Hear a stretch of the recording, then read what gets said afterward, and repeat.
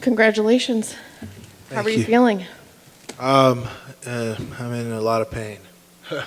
I'm sore. Were you aware that your opponent said his goal was to break your femur? Oh, no, it wasn't. Good for him. I wish I would have known that because I would have obliged with my goal was to break your face. I think I accomplished that. How does it feel to get back in the win column after everything you've been through? It feels amazing.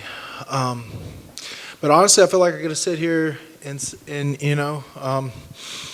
the same thing if it didn't go that way because I kind of flipped the script on finding happiness in just the victories, you know what I mean? And I've said this in the 19 other interviews that I just did, but I've enjoyed the process and I've enjoyed every moment of being here for Fight Week. And even if I didn't get the nod, I left it all out there, and there was nothing else that I could have done.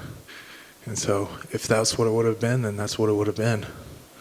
Do you mean that you're finding happiness in things like media day or weigh-ins or whatever? Or do you No, mean just like being in outside the moment, being present. You know what I mean? But getting back to training every day and growing as a fighter and a martial artist and just growing in life in general and stuff. You know what I mean? Like there's so much more than just fucking wins and losses, you know?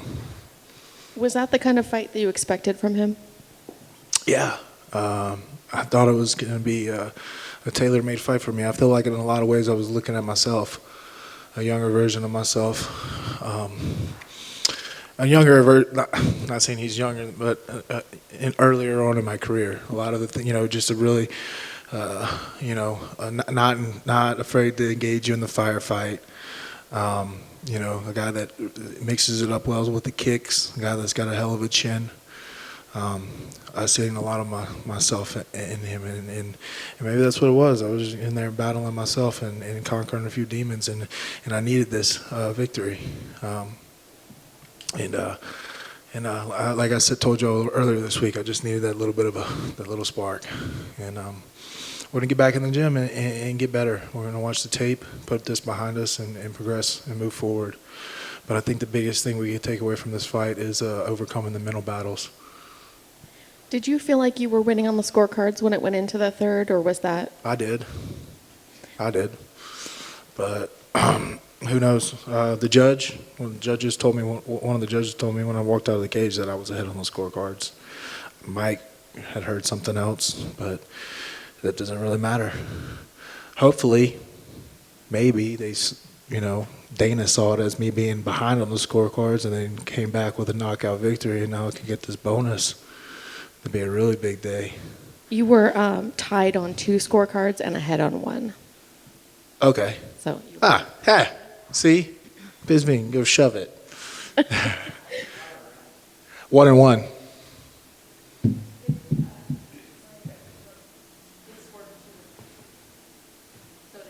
One round to one person. He not good at math. Anyways. What's next? Like I said, go home, rest up, spend some time with my kids, and get back in the gym and just get better.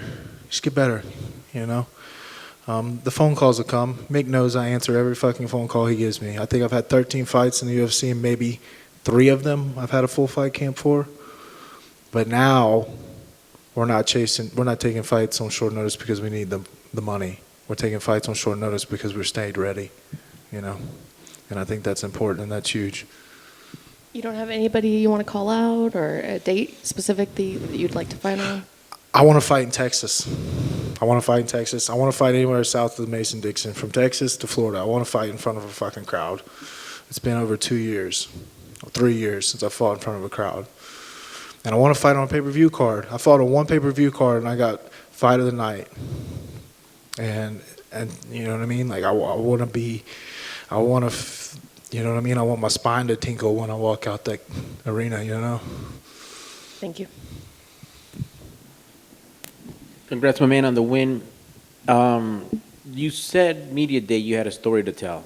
Are we allowed to hear that, or is that like a long-term? No, this is just a story of who I am in my life and all the trials and tribulations, and just a story that every fighter has to tell. You know what I mean?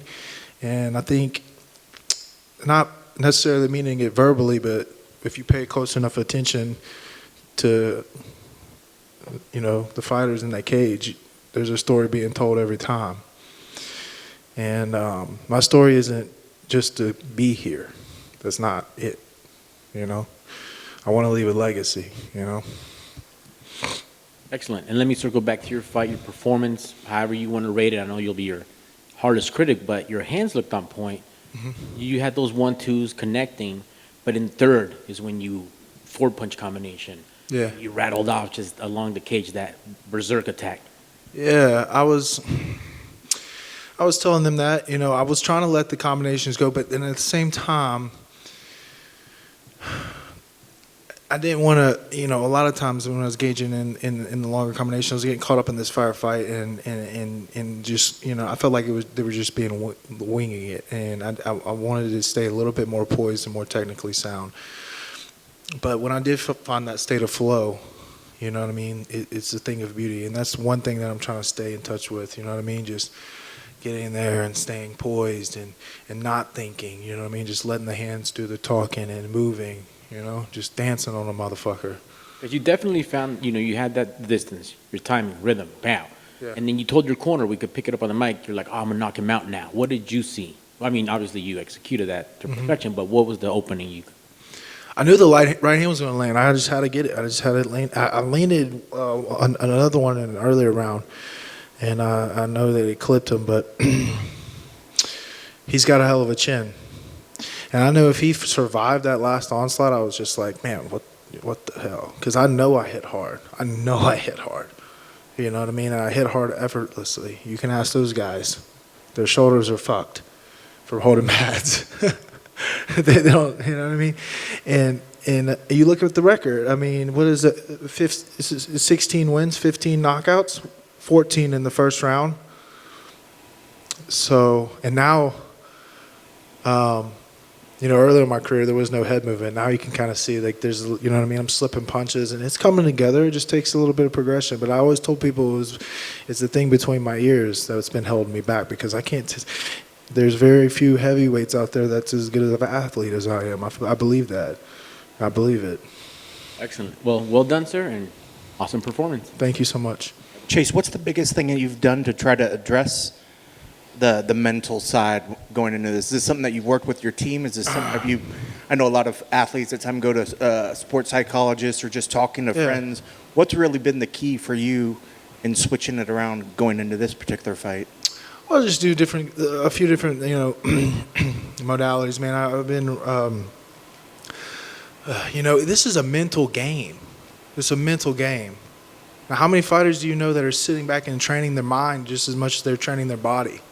You can't tell me that this isn't 90% mental, because it is. Most individual sports are. So I was trying to figure out, what is it that I can do to help with that? And a lot of the research that I've done, is meditation, reading, anything that's keeping me mindful in the moment, in the present moment, because it's far too often we wear ourselves out with the mental battle way before we ever step in the cage. The fear, the anxiety, the worries, everything else that goes on, you know what I mean? What are the people going to think? Am I going to let people down? How am I going to pay my bills if I lose this fight? Blah, blah, blah, you know what I mean? And you haven't even left the fucking hotel room yet, and you've already been defeated. Now you tell me I got to go out there and fight? No. And so doing things that help me stay present in the moment and mindful. And meditation is one of them, reading, writing, and I found that a lot of Alan and one of my other coaches, we were all kind of going through this same process and figuring things out this simultaneously in life. And so we've all been there for each other, just kind of helping each other. Man, it was a blessing having Alan back in my corner. You know what I mean? He's been there since day one. So. And working with that mental side, do you feel that by being able to clear your mind and using the meditation, do you feel that that helps you get into that flow state earlier, or is that something completely separate? Absolutely, yeah. That was what it is. You know what I mean? Because I do this guided meditation, like I do like sports guided meditations, sports competition or whatever else is going on in my life, and but it's trying to help you tap into that state of flow, because that state of flow is not a thought. It's a deep-seated feeling. You know what I mean? It's a silent confidence, and I mean, anybody that's played sports, you know what I mean? They can tell you those few moments that they've tapped into that, and it's almost like an out-of-body experience. Because you get out of the head and you get into the body, and you just flow, and that's it. And the best fighters in the world, they can tap into that all the time. And if I can figure that out and get that going, it's game over. Do you feel that that's where you entered at that point in the third round, or did you have moments of that throughout the fight? I had moments of it. When you see me bobbing my head and smiling and moving. I had moments, but we talked about that. Sometimes that flow got disrupted. He'd land a decent combination. I had to kind of get back into it. But, yeah.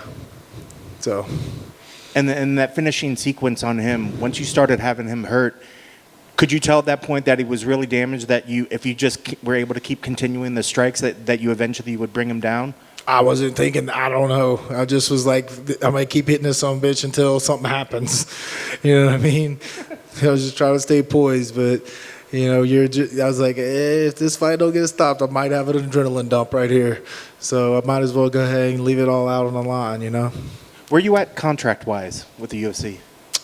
Just got re-signed when I took that fight on short notice. Yep. On the last one. And then, so I'm on the second fight of that contract. Very good. Well, I guess the last thing, when you had that moment, after a couple losses, but then coming out there and having such a spectacular finish, I mean, does that just reinvigorate the work that you've done at this point? I mean, do you feel like a brand new you, like your career, you're at 1-0 at this point with your mindset and where you're at? No, because there's always room for growth, and I got to keep growing. I got to keep practicing. There's never an end goal, and that's the thing. It's not about the end goal. It's about the journey, and so yeah, we're just gonna keep doing the things that I need to do and see where it goes. Still enjoying the journey? That's right. That's all you can do. Very cool. Congrats on the victory. Thank you, brother.